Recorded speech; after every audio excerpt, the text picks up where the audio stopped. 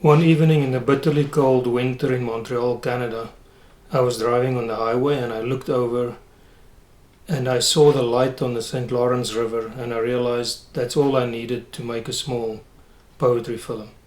So I went back home, grabbed the mobile I normally use to make videos, and drove back to the river, and then stood along the river holding the mobile in my hands for as long as I could, which in that weather, which is about minus 25 degrees Celsius, was about 10-15 minutes. And during that time, I got enough footage to make the poetry film. The poetry film, called Flow, is about spaces.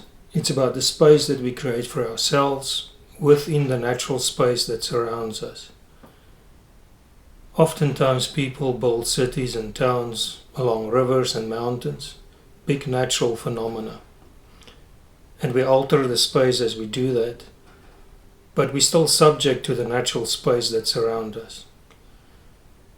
There might be another space, another dimension. This is the unspeakable, the thing that we can't give a name to. And it's the thing that we and the natural phenomena could possibly be subject to. I made the soundtrack using two drummers. I play drums, and I play drums together with Peter Ockert, who is a recognized and awarded jazz drummer from South Africa. Now if you listen carefully, you can hear the two drum kits. One pan slightly left, one pan slightly right. You can specifically hear that if you use headphones.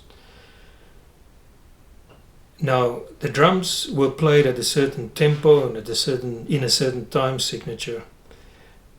And the words are not being spoken at exactly the same tempo.